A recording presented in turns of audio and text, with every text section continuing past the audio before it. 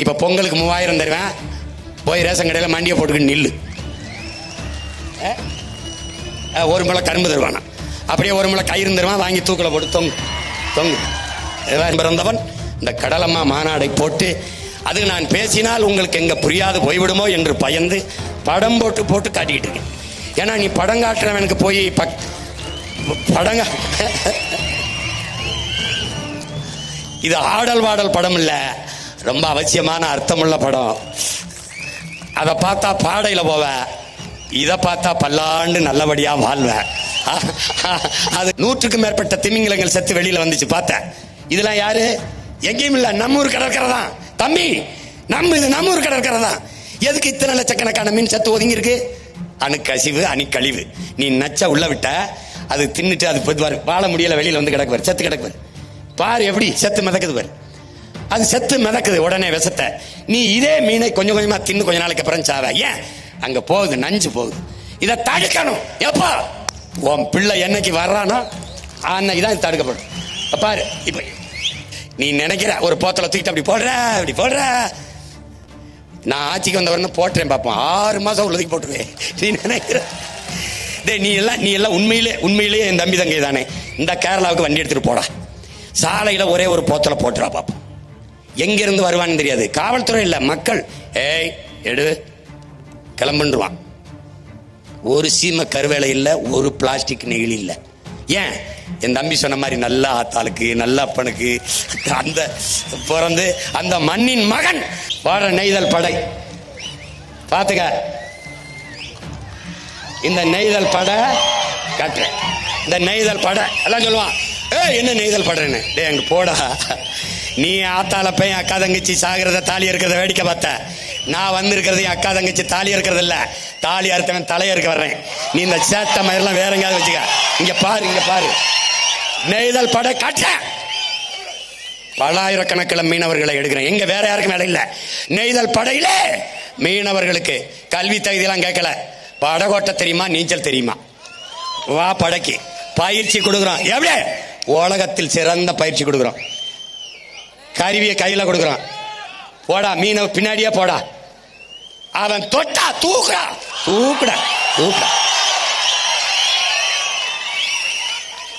பாரா, சர்வதேச பிரச்சனையா மாத்திரண்டா. இன்னைக்கு இந்த இடத்துல இருந்து கத்துற மகனை யாரும் கணக்கில் எடுக்கல. கூண்டுக்குள் இருந்து இந்த சேவல் கூவதால் நீ கணக்கில் எடுக்கல. விரைவிலே கூரை மேல ஏறி கூவேன், உலகம் என்னை திரும்பி பார்க்கும். இதே பிரச்சனைக்கு என்கிட்ட பேச நீ வருவ, நான் வர வைப்பேன். இல்ல நான் பிரபாகரன் மகன்ல, நீ எழுதி வச்சுக்க.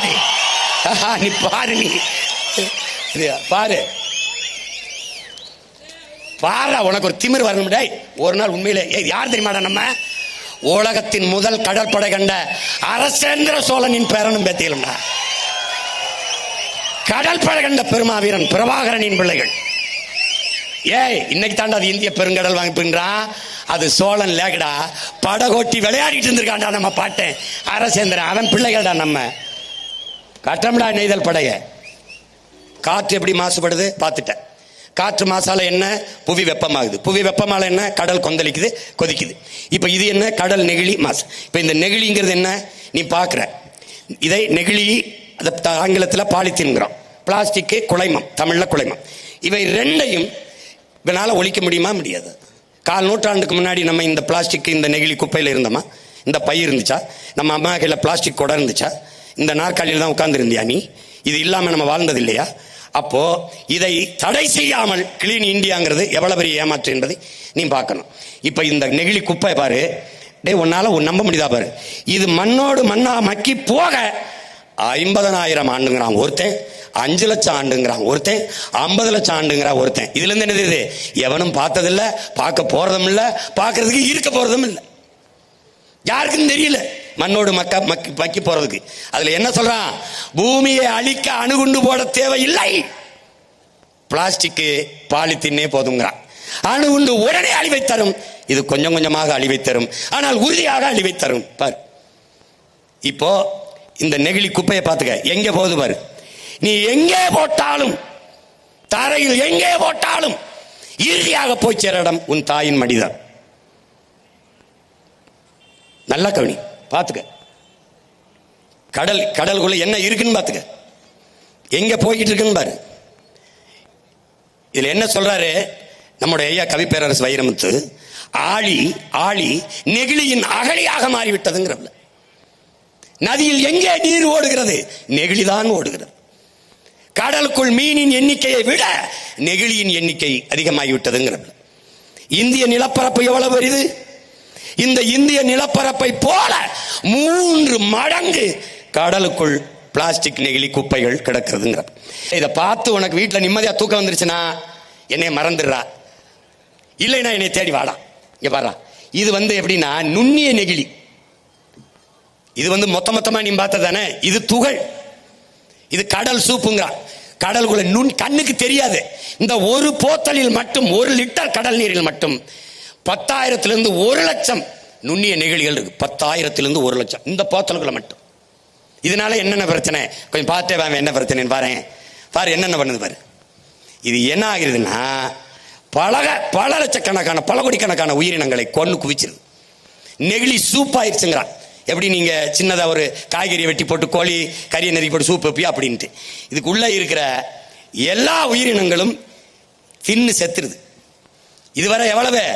10 கோடி அளவில் இருக்குங்க. இந்த நெகிழியால செத்தது 10 கோடிக்கு மேல செத்துருக்குன்றான். பாத்துக்க பாரு. இந்த பறவை இப்ப பாத்தியா, இந்த பறவை பார்த்து எப்படி செத்து கிடக்கு. இது யாருன்னு பார்த்தா இவன் திமிங்கலாம் 40 கிலோ பிளாஸ்டிக்கை தின்னுருக்காப்ல. தரையில் இருக்கிற யானை, புலி, கரடி, குரங்கு எல்லாம் என்ன திங்கிறது தெரியாம தின்ட்டு சாகுது. தண்ணிகள் இருக்கிறது தின்ட்டு சாகுது. இது என்னத்தை சொல்ல வருது? ஒரு நாள் நீ இப்படி சாக போறாயின்னு சொல்லுது. நாம என்ன நினைக்கிறோம்? அதெல்லாம் மலை எவ்வளவு உயரமோ அவ்வளவு உயரத்திற்கு நெகிழி பிளாஸ்டிக் குப்பை மலைகள் உருவாயிருச்சு. தரையில் இருக்கிற இந்த திடக்கழிவை, இந்த குப்பைகளை உங்கள் பிள்ளை எங்களால் சரி செஞ்சிட முடியும். திடக்கழிவு மேலாண்மை சரி செஞ்சிருவேன். ஆனால் தண்ணிக்குள்ளே கடலுக்குள்ளே கொட்டி நீ மூடி வைத்திருப்பதை என்னால் இல்லை ஒன்னால் என்ன செய்ய முடியும்னு பாரு, யோசிச்சு பாரு. இந்த பறவை என்ன பண்ணிச்சு? இது எவ்வளவு வரும்? 1 கோடி நுண்ணிய நெகிழிகளை இது திங்குதுன்றது, இதுக்குள்ள இருக்குதுன்றான். 1 கோடி. எல்லாத்தையும் பார்த்துக்க. நீ வாழ்றதுக்கு இவனையெல்லாம் படுத்துற பாட பார்த்துக்க. இப்ப இந்த நெகிழி எல்லாம் போய் அது அந்த கடலுக்குள்ள இருக்கிற உயிரிகளை எல்லாம் கொள்ளுது. பவளப்பாறையை மூடி பவளப்பாறையை அழிக்குது. இந்த ஆல்கேங்கிற இந்த நீல பச்சை பாசி உனக்கு எது ஆக்சிஜனை தருதோ அதை போய் முடிக்குது. இது மண்ணுக்குள்ளே மக்கி மண்ணோடு மண்ணா போ பல லட்சம் ஆண்டுனா கடலுக்குள்ள நீ என்ன பண்ணுவாயின்னு பார்த்துக்க. அப்போ இது என்னன்னு பாரு, கடல் மாசு. இதெல்லாம் யாருன்னு பாரு, இந்த நச்சு ஆலைகள் இருக்கிற காற்று இருக்கு பாரு, காற்று. அது காற்றை மாசுபடுத்தி ஒரு கருப்பு படலமாகி புவி வெப்பத்தை மேலே போக விடாமல் தடுத்து புவி வெப்பத்தை அதிகப்படுத்துது. இவன் யாரு? கழிவு. ஆலை கழிவு, சாய கழிவு. பார்த்துக்க கடலை எப்படி மாத்திராம பாரு. இது யாரு? சாயக்கழிவு. இவன் யாரு? ஆலக்கழிவு. இவன் யாரு? சாயக்கழிவு. இவன் யாரு தெரியுதா? டே அவன் யாரா? இந்த பாரு முதல்ல போனா தெரியுமா அவன் யாரு? ஆறுல வந்த தண்ணி. எந்த ஆறுல? காவிரியில. ஒரு ஆள் உயரத்துக்கு சோப்புன்னு வர மாதிரி வந்தான். அவன் யாருன்னு நினைக்கிற? காவிரியில தண்ணியை திறக்கும் போது அவனுடைய ஆலைகளை எல்லாம் அப்படியே அந்த ஆலை கழிவெல்லாம் சேமிச்சு வச்சிருந்து தண்ணி நமக்கு திறக்கும் போது திறந்து விட்டுறான். அப்ப திறந்து விடும்போது தண்ணீரோட சேர்த்து ஆலை கழிவு வந்துருது. அந்த ஆலை கழிவு ஒரு ஆள் 2 ஆள் உயரத்துக்கு நுரையா வருது. அவ்வளவும் விஷம். அந்த விஷம் தண்ணியில் ஓடுது, தரையில பாயுது. தரையில் அது பாய்ஞ்சு அந்த நிலத்தில் விளையிறது என்னவா விளையும்? அதை குடிக்கிறோம். எதை குடிக்கிறோம்? அதை நாம குடிக்கிறோம். காடுகளில் நதியை நம்பி வாழ்கிற மான், மயில், கொக்கு, குருவி, யானை, சிங்கம், புலி, கரடி, நண்டு, நத்த, மீன் எல்லாம் குடிக்குது. எதை குடிக்குதுன்னு பாரு. அப்போ நீருக்கு பதிலாக விஷத்தை உண்டு கொண்டிருக்கான். இப்ப யாரு இதெல்லாம் எங்க போய் கலக்குது? உன்னுடைய கடலில். இது கடையில ஆலை கழிவு, எண்ணெய் கழிவு. ஒரு தடவை உங்களுக்கு எண்ணூர்ல என் தங்கச்சிக்கு தெரியும் நினைக்கிறேன், எண்ணூர்ல எண்ணெய் கொட்டிடுச்சு. நாங்கெல்லாம் போய் நின்னதை எடுக்கிறதுக்கு போராடினோம். அப்போ எங்கள் ஐயா கக்கனுடைய பேத்தி மாவட்ட ஆட்சியராக இருந்தாங்க, பணி செஞ்சுக்கிட்டு இருந்தாங்க. நான் கேட்டேன், வாலிக்கிட்டு அள்ளிக்கிட்டு இருந்தாங்க எண்ணெயை, கடலில் கொட்டின எண்ணெயை. என்னன்னு கேட்டேன். கப்பல் மோதிருச்சுன்னு. தம்பி லாரன்ஸ் படத்தில் பேய்க்கும் ஜண்டையும் வரல, அது மாதிரி கப்பல் மோதிருச்சு. அது மோதினதுல எண்ணெய் கொட்டிடுச்சு. எப்படா இங்கிருந்து வர்ற கப்பலை பார்க்காம மோதிச்சுன்னா அதுக்கு பதில் இல்லை, கொட்டிருச்சு. உலகிலே மிக சின்ன நாடுகளில் கூட கடலிலே எண்ணெய் கொட்டினால் உளங்கூர்தியில், ஹெலிகாப்டரிலே, சிறு விமானங்கள் வானூர்தியிலே வந்து பொடியை தூவுகிறார்கள், வெள்ளையாக ஒரு பொடியை தூவுகிறார்கள். திருப்பி அரை மணி நேரம் வந்து பறந்து வந்து பொடி அந்த அந்த மேலே வந்த எண்ணெய் மேலாம் அப்படி திட்டு மாதிரி பறந்துக்கிறது. அப்படியே ஒரு பாய் போல அந்த எண்ணெயை அப்படியே பொடியோட கலந்து சுருட்டிக்கிட்டு பறந்து போயிடுறாங்க. சின்ன சின்ன நாடுகளில் காட்சிகள் இருக்கு, நீங்க பார்க்கலாம். ஆனால் இவ்வளவு பெரிய நாடு எண்ணெயை வாளிக்கிட்டு அள்ளிக்கிட்டு இருந்தது. ஒரு வாரம் அள்ளிட்டு எண்ணெயை அள்ளி முடிக்க முடியல, விட்டுட்டாங்க. நான் போய் கேட்டேன், என்னங்க அப்படியே விட்டுட்டு போயிட்டீங்கன்னு. அதுவே சரியாயிரும்ட்டான். அந்த எண்ணெய் தான் நீ இப்ப கொஞ்சம் முன்னாடி பார்த்தது மிதந்ததில்ல. இதெல்லாம் நீ பார்க்கிற பவள பாறைகள் எப்படி போய் இந்த சாய கழிவு எப்படி உன் கடலை மாசுபடுத்துதுன்னு நீ பார்த்துக்க. உன்னால நான் சொல்லும்போது கற்பனை பண்ண முடியாது, அண்ணன் காட்டிடுறேன் பாரு. இப்ப அடுத்து அணு உலை, நமக்கு உயிரோடு வச்ச கொல்லி. 2 ஆண்டுகளா அணு உலைக்கு எதிராக நம்ம போராடணும். நீ பார்த்த தமிழ்நாட்டில் இடிந்த கரையிலையும் கல்பாக்கத்திலையும் இந்த அணு உலைகள் இருக்கு. அதுல இடிந்த கரையில மிகப்பெரிய அணு உலை நிறுவப்பட்டிருக்கு. இந்த அணு உலை வேண்டாம் என்று சொல்லும் போது அட்டானமிக் பவர், அணு உலை இல்லாது எப்படி மின்சாரம் நமக்கு கிடைக்கும், போதிய அளவுக்கு எப்படி மின்சாரத்தில் நாம் நிறைவடைவது என்று இவர்கள் கேள்வி எழுப்புவார்கள். அப்போது நமக்கு எழுகிற கேள்வி, மின்சாரம் கண்டுபிடிக்கப்பட்டது அணு உலையாலா, அணு உலை கண்டுபிடிக்கப்பட்டது மின் உற்பத்திக்காகவா? இந்த கேள்வி நமக்கு எழுகிறது. இதை அறிவார்ந்த என் தம்பிதங்கள் கேட்டு பார்க்கணும். அணு உலை கண்டுபிடிக்கப்பட்டது மின் உற்பத்திக்காக அல்ல, மின்சாரம் கண்டுபிடிக்கப்பட்டதும் அணு உலையால் அல்ல. இப்ப அந்த அணு உலை செர்னோபில்ல 1986 வெடிக்குது. உலகத்தின் பேரழிவு. அன்றைய அதிபர், ரஷ்ய அதிபர் கோப்பர்ச்சே பேசுகிறார், இது ரஷ்ய தேசத்திற்கு மட்டுமான அழிவு அல்ல, உலகத்திற்கு ஏற்பட்ட பேரழிவுங்கிறார். நாம் நம்பினோம் இந்த விஞ்ஞானிகள் நம்மை காப்பாற்றுவார்கள், ஆபத்து பாந்தவர்கள் என்று. ஏமாந்து விட்டோம் என்கிறார். எனவே மிகப்பெரிய இரும்பு வேலியை போட்டுவிட்டு 1,00,000 ஆண்டுகளுக்கு இதன் அருகில் வராதீர்கள் என்று முடிவைத்து விட்டு போய்விட்டார்கள். 86 வெடிக்கிறது. அவ்வளவு பெரிய பேரிடர், பேரழிவை பார்த்த பிறகு இந்தியாவிற்கு அந்த அணு உலையை ஒப்பந்தம் போட்ட பெருந்தகை நம்முடைய ராஜீவ் காந்தி அவர்கள். இந்த அணு உலை முதலிலே கேரளாவுக்கு தான் வருது. கேரளாவுக்கு வந்த அணு உலை எப்படி தமிழ்நாட்டுக்கு வந்தது? இங்கே அணு உலையை வைக்க வேண்டும் என்று போராடிய காங்கிரஸ், கம்யூனிஸ்ட், அந்த நிலத்தில் ஆளுங்கட்சி, எதிர்கட்சி 2 கட்சியும் எங்கள் நிலத்தில் அணு உலை கூடாது என்று போராடினார். கேரள மலையாளிகள் தெளிவாக இருந்தார்கள். நாங்கள் வெளிச்சத்தில் வாழ்வதை விடவும் உயிரோட வாழ்வது முதன்மையானது, எங்களுக்கு வேண்டாம் என்று விரட்டி அடித்தார்கள். ஏன்? அவனுக்கு முதலில் சொன்னது போல நல்ல தாய் தகப்பனுக்கு பிறந்தவன், அந்த மண்ணின் மகன், மண்ணையும் மக்களையும் உயிராக நேசிக்கிறவன் தலைவனாக இருந்தான்.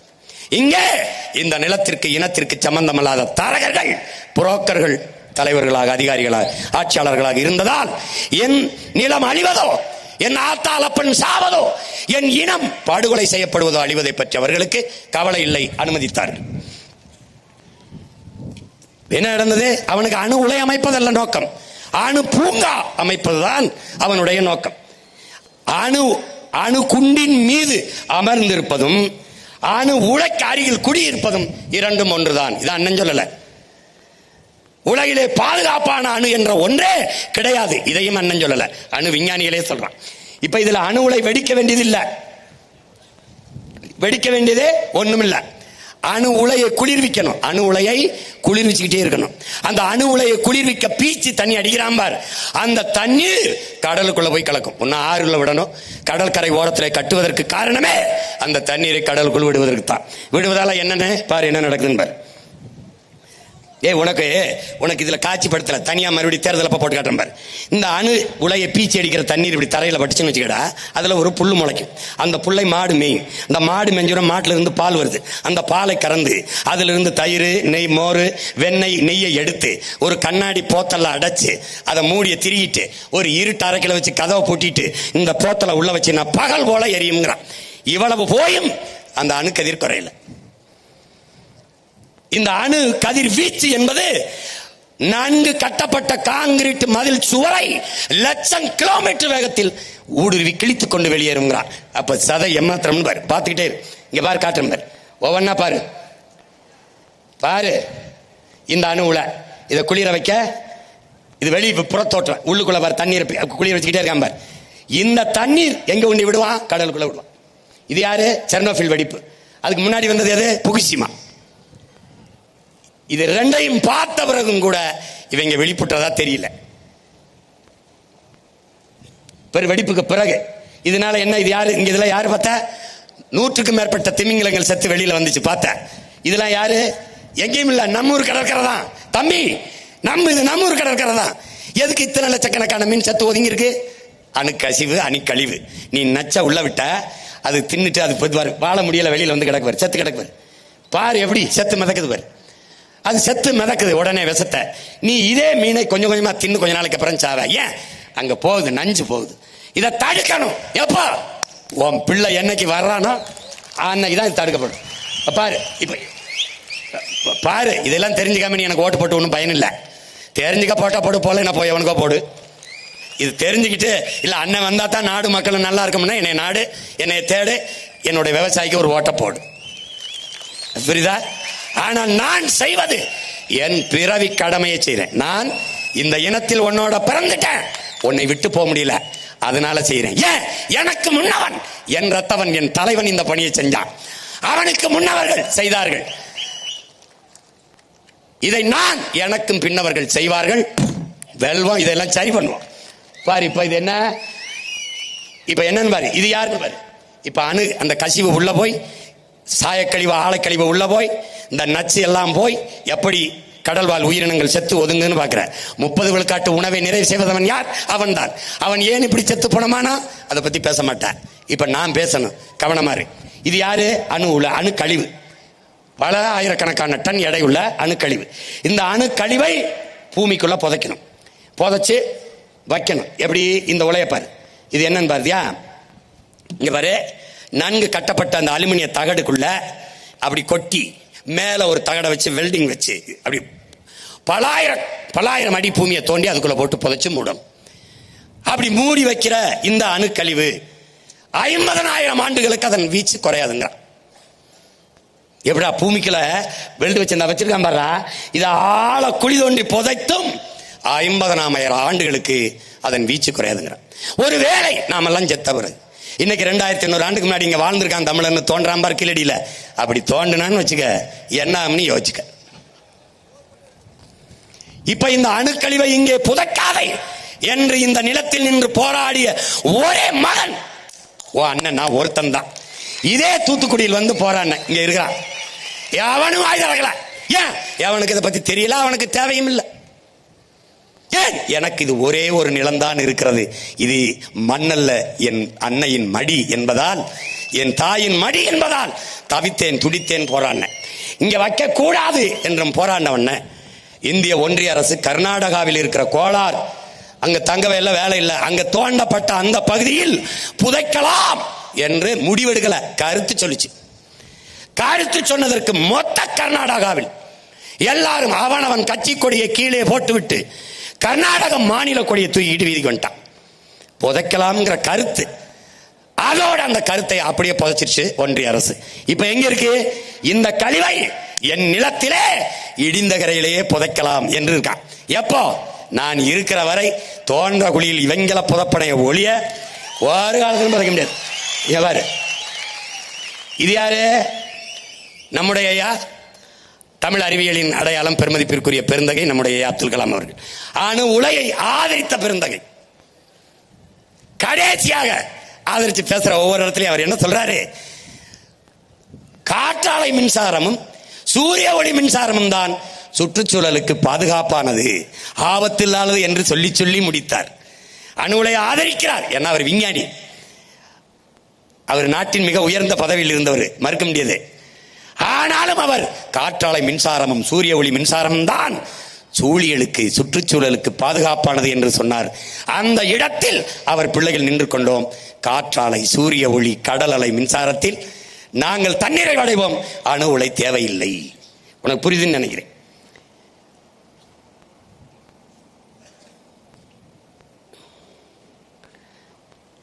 இவன் அடுத்த ஐட்டக்காரன். இங்க பாரு, சாகர் மாலா இந்தியில, தமிழ்ல யாரு? கடல் மாலை. இப்ப சொல்லும் போது உனக்கு தெரியல எதனால இதெல்லாம் நடக்குதுன்னு தெரிஞ்சுக்கணும்ல. என்னென்ன சாகர் மாலான்ற, என்னென்ன கடல் மாலை, பாரு எப்படி நடக்குதுன்னு பாரு. இவ யாருன்னா பீம்ஸ்டெக் பீம்ஸ்டெக்னா Bangladesh, India, Myanmar, Sri Lanka, Thailand இதோட டெக்னிக்கல் எக்கனாமிக் கோஆபரேஷன், அதான் பீம்ஸ்டெக். இந்த நாடுகளுடைய பொருளாதார வளர்ச்சி, இதனுடைய டெக்னிக்கல் எக்கனாமிக் கோஆபரேஷன், அதுக்கு இந்த திட்டத்துக்கு பேர் பீம்ஸ்டெக். இந்தியாவுக்குள்ள சாகர் மாலா, இந்தியில, தமிழ்ல கடல் மாலை. இந்த திட்டத்திற்கு பிலிப்பைன்ஸ்ங்கிற ஒரு நாட்டில் இது அந்த பிலிப்பைன்ஸ் நாட்டில் இருக்கிற வங்கி, இந்த வங்கிக்கு பேர் ஆசியன் டெவலப்மெண்ட் பேங்க். இந்த ஆசியன் டெவலப்மெண்ட் பேங்க்ல 250 லட்சம் கோடி, ஒரு சின்ன நாட்டுக்கு 250 லட்சம் கோடி அந்த ஆசியன் டெவலப்மெண்ட் பேங்க் வருது. இந்த சின்ன நாட்டுக்கு 250 லட்சம் கோடி எவ்வளவு அந்த வங்கிக்கு வருது என்று தேடினால் எங்க இருந்து வருது? அமெரிக்காவின் ராக்பெல்லர் ஃபவுண்டேஷன்ல இருந்து இங்க வருது. எதுக்காக வருது? இந்த திட்டத்துக்காக வருது. பீம்ஸ்டெக்ங்கிற இந்த சாகர்மாலா திட்டத்துக்கு வருது, பீம்ஸ்டெக்கு வருது. அதுல இந்த சாகர்மாலா திட்டத்திற்கு இந்தியா 25 லட்சம் கோடியை பெறுது, ஒப்பந்தம் போட்டுது. அதுல 8 லட்சம் கோடியை முதலில் இதுல முதலீடு செய்து. இதன் நோக்கம், இந்த சாகர் மாலாவின் நோக்கம், இந்த கடல் மாலையின் நோக்கம் சாலை போக்குவரத்து, தரை போக்குவரத்து, தொடர்வண்டி போக்குவரத்து, விண்ணூர்தி போக்குவரத்து எல்லாவற்றையும் இணைத்து கடல் போக்குவரத்து கொண்டு வரணும், கப்பல் போக்குவரத்துக்கு கொண்டு வரணும். இந்த கொண்டு வராம பாரு, எல்லாத்தையும் கப்பல் போக்குவரத்து கொண்டு வருவான். இந்த இது யாரு? சாலை போக்குவரத்து. நீ இந்த 8 வழிச்சாலை 10 வழிச்சாலை நான் யாருக்கு போடுறான் நீ நினைச்சுக்கிட்டு இருக்க? உனக்குன்னு. அந்த பைத்தியக்காரத்தனத்துக்கு அண்ணன் பலியாக முடியாது. இது உனக்கு இல்ல, உள்நாட்டு வெளிநாட்டு பிற முதலாளிகள் உற்பத்தி செய்கிற பொருளை விரைந்து எடுத்துச் செல்வதற்கு போடப்பட்ட சாலை இது. இந்த 3 உந்து போது பாரு, இதுக்குள்ள என்ன இருக்கு? அந்த முதலாளிகள் தயாரிக்கிற உந்துருளி மோட்டர் பைக், கார் இருக்கு. ஒரு டன் எடையுள்ள காரை தயாரிக்க 4.5 லட்சம் லிட்டர் தண்ணி தேவைப்படுது. மோட்டர் பைக்கு 1 லட்சம் லிட்டருக்கு மேல தண்ணீர் தேவைப்படுது. அந்த முதலாளிகள் அவன் நாட்டில் தண்ணீரை அப்படியே வச்சுட்டு என் நாட்டில் வந்து வேட்டையாடுறான். வேட்டையாடி உற்பத்தி செய்கிற பொருளுக்கு விரைந்து எடுத்து செல்ல இந்த சாலை போக்குவரத்து பயன்படல, விண்ணூர்தி போக்குவரத்து பயன்படல, தொடர்வண்டி போக்குவரத்து பயன்படல. அதனால கப்பல் போக்குவரத்துக்கு வந்துடலாம். இந்த பார் கண்டெய்னர் எங்க ஏத்துறான் பாரு ராஜா, பாத்துக்க. ஏற்கனவே இங்க சென்னை துறைமுகம், இதுல 38 விழுக்காடு தான் வேலை நடக்குது. அடுத்து நம்ம தாத்தா காமராஜர் பேர்ல இருக்கிறதுல 58 விழுக்காடு வேலை நடக்குது. அடுத்து நம்ம பாட்டன் பாபு சிதம்பரனார் பேர்ல இருக்கிறதுல 55 விழுக்காடு தான் அந்த துறைமுகத்தில் வேலை நடக்குது. நல்லா கவனிச்சுக்க. 3 இயற்கை துறைமுகங்கள் நமக்கு இருக்கு. அதுலயே 38, 58, 55 விழுக்காடு தான் வேலை நடக்குது. எந்த இடத்திலையும் ஏற்றுமதி ஆகாமல் பொருட்களோ இறக்குமதி ஆகாமல் பொருட்களோ தேங்கி நிக்கல. அப்ப புதிதாக துறைமுகம் எதுக்கு பதில் இல்லை. இப்ப என்ன நடக்குது? இந்த எல்என்டி 330 ஏக்கர்ல இந்த துறைமுகத்தை வச்சிருக்கான், எடுத்திருக்கான் லீஸுக்கு. இதை புதுசா ஒண்ணு தொடங்க முடியாது, விரிவாக்கம் செய்து கொள்ளலாம். யார்கிட்ட ஒப்பந்தம்? அன்னைக்கு இருந்த முதல்வர் ஐயா கருணாநிதி அவர்கள் அதானி குழுமத்துக்கு இந்த ஒப்பந்தத்தை கொடுக்கிறார். இந்த 320 ஏக்கரில் இருந்து 6111 ஏக்கர் இந்த துறைமுகத்தை விரிவாக்கம் செய்து கொள்ளலாம் என்று ஒப்பந்தம் போடுகிறார். அதுதான் காட்டுப்பள்ளி துறைமுகம். இங்க பார், இவன் எதுக்குடா இவ்வளவு பெரிய துறைமுகம் நீ கேட்டால் உன்னிடத்தில் சொல்வார்கள் ஏற்றுமதி செய்வோம் இறக்குமதி செய்வோம் என்பார்கள். அடுத்த கேள்வி நம்ம என்ன கேட்போம்?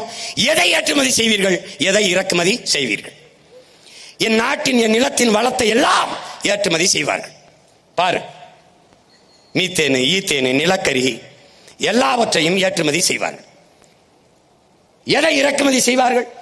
காரு ஏற்றுமதி, இங்க முட்டை ஏற்றுமதி. எதை இறக்குமதி? வெங்காயம், பருப்பு. இந்த வெங்காயம் பருப்பை கூட நமக்கு விளைய வச்சு தர முடியாத பருப்புக்கிட்டே வெங்காயத்துக்கிட்டே நாட்டை கொடுத்துட்டு நீ இப்ப பொங்கலுக்கு 3000 தருவேன், போய் ரேஷன் கடையில் மண்டியை போட்டுக்கிட்டு நில்லு. ஒரு முளை கரும்பு தருவானா, அப்படியே ஒரு முளை கயிறு தருவான், வாங்கி தூக்கில் போட்டு தொங்கு. பாரா, வெங்காயம் பருப்பு இறங்குதுறான். எப்படி? இப்ப எதுக்காக இந்த காட்டுப்பள்ளி துறைமுகம் புரியுது. அது போக ஏற்கனவே கொச்சின்ல இருக்கு, திருவனந்தபுரத்தில் இயற்கை துறைமுகம் இருக்கு. அது போக விளிங்கத்தில் 8000 கோடிக்கு முதல்ல வந்து அதானி துறைமுகம் கட்டுறாப்ல. அந்த துறைமுகத்துக்கு 80 லட்சம் டன் கற்களை கொட்டி மேவனம். அந்த 80 லட்சம் டன் கற்கள் என் நிலம் கன்னியாகுமரியிலிருந்து வெட்டி எடுத்துட்டு போகப்படுது. அவன் ஊர்ல மலை இருக்கா? இருக்கு. எந்த மலை? இதே மேற்கு தொடர்ச்சி மலையின் தொடக்கம் அங்கதான். அவன் மலையை வெட்டாம ஏன் மலையை வெட்டான்? அதே சேம் டயலாக் தான். நல்லா ஆத்தாளுக்கு அப்பனுக்கும். உனக்கு புரியுதுன்னு நினைக்கிறேன். டேய், சிற்றணையில 4 மரத்தை வெட்டி தூர்வாரிக்கிற அனுமதிக்காத. அவன் மரத்தை வெட்டினால் நட்டு வளர்க்கலாம், அனுமதிக்கல. மலையை வெட்டினால் ஒன்றும் செய்ய முடியாது. வெட்ட அனுமதிக்கிறா யார்? இவன். ஏன்? அவன் மலை இல்லை, எனக்கு மலை இல்லை, என் தாயின் முளை, அதனால நான் கதறேன். அவன் சிரிக்கிறான். புரியுதா? நினைக்க புரியுதா? இப்ப இந்த கன்னியாகுமரியில் தோண்டின பள்ளத்தை ஏன் அப்படி வச்சிருக்கேன்? எவன் அந்த கற்குவாரியில் தோண்டினானோ அவனையெல்லாம் அங்க போட்டு மூடுறதுக்கு தான் வச்சிருக்கேன். நில வேளாண்மை போல கடல் வேளாண்மை செய்தவர்கள் யார்? எம் இன சொந்தங்கள் மீனவர்கள். பாரு, இதுவரைக்கும் எல்லை தாண்டி வந்தோம் என்று சிங்கள ராணுவத்தால் 840க்கும் மேற்பட்ட மீனவர்கள் கொன்றொழிக்கப்பட்டிருக்கார்கள். 840க்கும் மேற்பட்ட மீனவர்கள். பார்த்துக்க, இந்தியாவின் வலிமை மிக்க கடற்படை, உலகத்தின் வலிமை மிக்க 6வது கடற்படை இந்திய கடலுக்குள்ளே நிற்குது. எதற்கு? பாதுகாப்பு பணியை செய்ய. சொந்த நாட்டு மக்களை இன்னொரு நாட்டு ராணுவம் சுட்டுக் கொள்ளும் போது தடுத்து பாதுகாக்காத இந்த ராணுவம் என்ன செய்தது என்ற கேள்வியை இந்த நிலத்தில் ஒரே ஒரு மகன், உன் உடன் பிறந்தான் மட்டும்தான் திரும்ப திரும்ப கேட்டுக்கொண்டிருக்கிறேன். குஜராத் மீனவனை பாகிஸ்தான் கடற்படை ராணுவம் கைது செய்கிறது. இந்திய கடற்படை ராணுவம் விரட்டி கொண்டு போய் தடுத்து அந்த மீனவனை மீட்டுக் கொண்டு வருகிறது. அப்படி ஒரு செயலை இந்த கடலுக்குள் என் மீனவ சொந்தங்களை சிங்களன் சிறைபிடிக்கும் போதோ, என் படகை பறிக்கும் போதோ, எங்களை சுட்டுக் கொள்ளும் போதோ தடுத்து பாதுகாத்தது என்ற செய்தியை நீங்கள் கேட்டதுண்டா? பார்த்ததுண்டா? பாருங்கள், எத்தனை 840க்கும் மேற்பட்ட உயிர்கள். இந்த காட்சியை பாருங்கள். என் உடன் பிறந்தார்களே, 12 நம் உடன் பிறந்தார்களே, நம் அண்ணன் தம்பிகளை ஒரே சங்கிலியில் பூட்டி இழுத்துக் கொண்டு போய் எவ்வளவு அவமதிக்கிறான் என்பதை நீங்கள் பாருங்கள். எவ்வளவு 12 பேரை இங்கே பாருங்கள், மொட்டையடிக்கிறான். மொட்டையடிக்கிறான். இந்த மொட்டையடிப்பது எனக்கல்ல அவமானம், இந்த நாட்டை ஆளுகிற தலைவர்களுக்கு அவமானம், இந்த இனத்திற்கு அவமானம், இந்த நாட்டை ஆளுகிற பிரதமர் முதல்வர்களுக்கு ஏற்படுத்திய அவமானம். உன் நாட்டின் குடிமகனை இன்னொரு நாடு தலைமுடியை வலித்து அவமதிக்கிறது என்றால் அது உங்களுக்கான அவமதிப்பு இல்லையா? இந்த நாட்டுக்கான அவமதிப்பு இல்லையா? அறிவார்ந்த தமிழ் சமூக மக்கள் சிந்திங்க. இந்த படகை பறித்துக் கொண்டு போய், பல லட்சக்கணக்கான அந்த விலை மதிப்புள்ள இந்த படகை பறித்துக் கொண்டு, என் மக்களின் வாழ்வாதாரமாக இருக்கிற இந்த படகை பறித்துக் கொண்டு போய் அரசுடைமாக்கி ஏலம் விடுகிறது சிங்கள அரசு. இன்னும் எத்தனை காலத்திற்கு எங்களை சிறைப்படுத்தி எல்லை தாண்டி வருகிறான். ஏதோ மீனவர்கள், எம் இன சொந்தங்கள் சிங்களர்கள் கடற்பரப்பில் மீனை திருட வந்தது போல திரும்ப திரும்ப அந்த குற்றச்சாட்டை வைத்து எங்களை சிறைபிடித்துக் கொண்டே இருக்கிறார். இது இந்திய கடற்படை. இங்கே பாருங்கள், இது சென்னை மெரினா கடற்கரையில் இந்த விண்வெளியில் வித்தை காட்டுகிறது இந்திய ராணுவம். தன்னுடைய வானூர்தி வலிமையை காட்டுது, விண்படை வலிமையை அப்படியே குட்டிக்காரன் அடிக்குது, வித்தை காட்டுது. இதையெல்லாம் 15 நாளுக்கு ஒரு தடவை கடலுக்குள்ள காட்டியிருந்தால் சிங்களன் எங்களை தொட பயந்திருப்பான். இந்த விண்வெளி வித்தையில 15 பேர் செத்து போனான். அந்த செத்தவனுக்கு 1 ரூபா காசு கொடுக்கல. புரியுதா? இந்த வித்தையை பாரு எப்படி டைவ் அடிக்குதுன்னு பாரு. டே பாரு, அடிக்குது பாரு. இதெல்லாம் நல்லா காட்டும்டா. எப்படி வித்தை காட்டுது பாரு. எப்படி இவ்வளவு வலிமையை வச்சுக்கிட்டு சொந்த நாட்டு மக்கள் அவன் கைது பண்றான், சிறை பிடிக்கிறான், வேடிக்கை பார்க்குது. எப்படி? அப்போ குரங்கணியில தீப்பிடிச்சு செத்தான் இந்த வித்தக்காரன் வரல. இங்க பாரு, ஓகி புயல்ல மிதக்கிறவன் யாருன்னு வரா, 200 பேர் செத்து மிதந்தோம், காப்பாத்த வரல இந்த கடற்படை. செத்து போன பிணத்தையாவது எடுத்து கொடு, நாங்க எங்க முறைப்படி மரியாதையோட அடக்கம் பண்ணிக்கிறோம். அப்பவும் வரல. ஏன்? செத்தவன் தமிழன் வரல. இப்ப எனக்கு என்ன வழி இருக்கு? கடைசியா என் கடலை, இந்த கப்பல் நிக்குதுரா, என் கடலை காப்பாத்த அல்ல, என் கடலோடி மக்களை, என் மீனவ மக்களை காப்பாத்த அல்ல. நீ நன்றாக தெரிந்து கொள். 840 மீனவன் கொல்லப்பட்டிருக்கான், இத்தனை பேர் சிறைபிடிக்கப்பட்டிருக்கான். ஒரே ஒரு மகன் எங்கள் தலைவன் தமிழீழ மண்ணிலே தன் படையோடு நிற்கிற போது ஒரு மீனவனை சிங்களம் தொடல. அப்ப யார்? என் இனத்தின் குல தெய்வமடா என் தலைவன் பிரபாகரன், என் இனத்தின் காவலாரன், காவல் தெய்வம் என்பதை தமிழ் இளம் தலைமுறை புரிஞ்சுக்கணும். இப்ப அவன் இல்ல, தொட்டு பார்க்கிறான், எழுதி வச்சுக்க, அவன் பிள்ளை இங்க நிக்கிற ஒரு நாள் இதே ஆட்டத்தை நான் காட்டுவேன் உனக்கு, இதே ஆட்டத்தை நான் காட்டுவேன். தம்பி போடு, என்னாச்சு?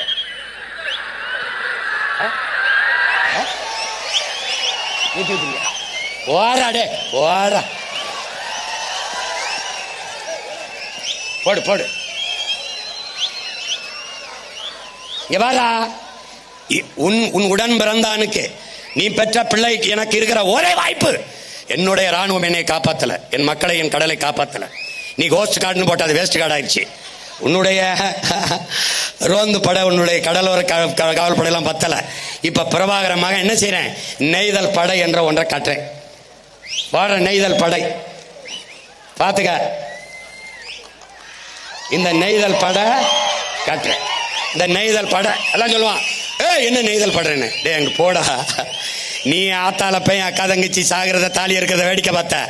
நான் வந்திருக்கிறது அக்கா தங்கச்சி தாலி இருக்கிறது இல்ல, தாலி அறுத்தவன் தலைய இருக்க வர்றேன். நீ இந்த சேட்டை மாதிரிலாம் வேற எங்கேயாவது வச்சுக்க. இங்க பாரு, இங்க பாரு, நெய்தல் படை காட்ட. பலாயிரக்கணக்கில் மீனவர்களை எடுக்கிறேன். எங்க வேற யாருக்கும் வேலை இல்லை. நெய்தல் படையில மீனவர்களுக்கு கல்வி தகுதியெல்லாம் கேட்கல. படகோட்ட தெரியுமா, நீச்சல் தெரியுமா, வா படைக்கு பயிற்சி கொடுக்குறோம். எப்படி உலகத்தில் சிறந்த பயிற்சி கொடுக்குறோம். கருவியை கையில கொடுக்குறோம். போடா மீன பின்னாடியே போடா. அவன் தொட்டா தூக்குடா, தூக்குடா, தூக்குடா. பாரா, சர்வதேச பிரச்சனையா மாத்திரண்டா. இன்னைக்கு இந்த இடத்துல இருந்து கத்துற மகனை யாரும் கணக்கில் எடுக்கல. கூண்டுக்குள் இருந்து இந்த சேவல் கூவதால் நீ கணக்கில் எடுக்கல. விரைவிட கூற மேல ஏறி கூவேன். உலகம் என்னை திரும்பி பார்க்கும். இதே பிரச்சனைக்கு என்கிட்ட பேச நீ வருவ, நான் வர வைப்பேன். இல்ல நான் பிரபாகரன் மகன்ல, நீ எழுதி வச்சுக்க. நீ பாரு, நீ பாரு பாரு, உனக்கு ஒரு திமிர் வரணும். ஒரு நாள் உண்மையிலே யார் தெரியுமாடா, நம்ம உலகத்தின் முதல் கடற்படை கண்ட அரசேந்திர சோழனின் பேரனும் பேத்தியலும்டா. கடல் படை கண்ட பெருமாவீரன் பிரபாகரனின் பிள்ளைகள். இன்னைக்கு தாண்டா அது இந்திய பெருங்கடல் வாங்கிப்பின்றான். அது சோழன் லேகடா, படகோட்டி விளையாடிட்டு இருந்திருக்காண்டா நம்ம பாட்டேன் அரசேந்திரன். அவன் பிள்ளைகள்டா. நம்ம கட்டம்டா நெய்தல் படைய பாத்துக்க. என்ன படம் பார்த்து கெட்டு போனா, இந்த படம் பார்த்தா திருந்து. அன்னையே அன்னையே, நீ அமுத பால் ஊட்டினாய். அதை அறிந்திக் கொண்டே, அந்த பாலை அறிந்திக் கொண்டே உன் வாயிலே நாங்கள் நஞ்சை ஊட்டினோம். இந்தவர் எப்படி நஞ்சை ஊத்திருக்கா பாரா. டேய் பாரா, மனிதனை அழிக்க ஆயுதங்கள் பல செய்தோம், அணுகுண்டுகளும் செய்தோம். அது வெடிக்குதா இல்லையா என்று என் அம்மா உன்மேல வீசித்தான் சோதனை செய்தோம். எது செஞ்சாலும் கர்மம் முடிச்சவன் வெடிக்குதானே அவதலையில தான் போடுவான். இந்த மாதிரி போடுறான் பாராடே, பாராடே பாரா. இந்த பாவம் உன்னை சும்மா விட பாரு. உன் நெஞ்சில் வீசித்தானே சோதனை செய்தோம் தாயே. ஆறு வறண்டது, ஏரி வறண்டது, குளம் வறண்டது, குட்டை வறண்டது, கண்மாய் வறண்டது, கால்வாய் வறண்டது. தாயே என் கடலம்மா, நீ வறண்டால் என்னாவோம் என்று எண்ணி பார்க்க மறந்து விட்டோம். தாயே மன்னிப்பாயா உன் மக்களை, மன்னிப்பாயா. பாரு, அவ வறண்டா என்ன ஆகும்னு யோசிச்சுக்க.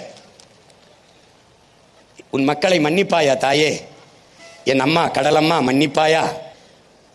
அன்று உன்னை கடந்து சென்று உலகின் பல்வேறு நிலப்பரப்புகளை வென்று பேரரசை அமைத்தான் எங்கள் பெரும்பாட்டன் அரசேந்திரன்.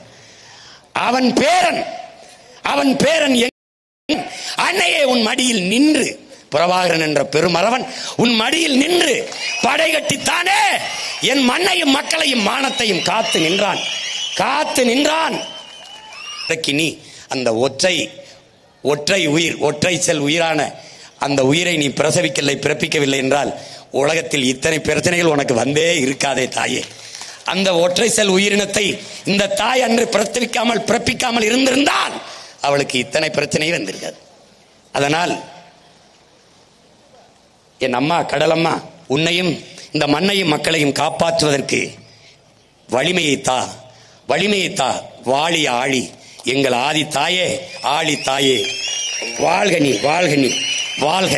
கடல் வளம் காப்போம், மீனவர் வாழ் உரிமையை பாதுகாப்போம், மண்ணையும் மக்களையும் மீட்க காக்க 26 தேர்தலிலே களத்திலே 3 மடங்கு வெறியோடு களத்திலே நிற்போம். உறுதியாக வெல்லுவோம். இதை உலகிற்கு சொல்லுவோம். நம் இலக்கு ஒன்றுதான், இனத்தின் விடுதலை.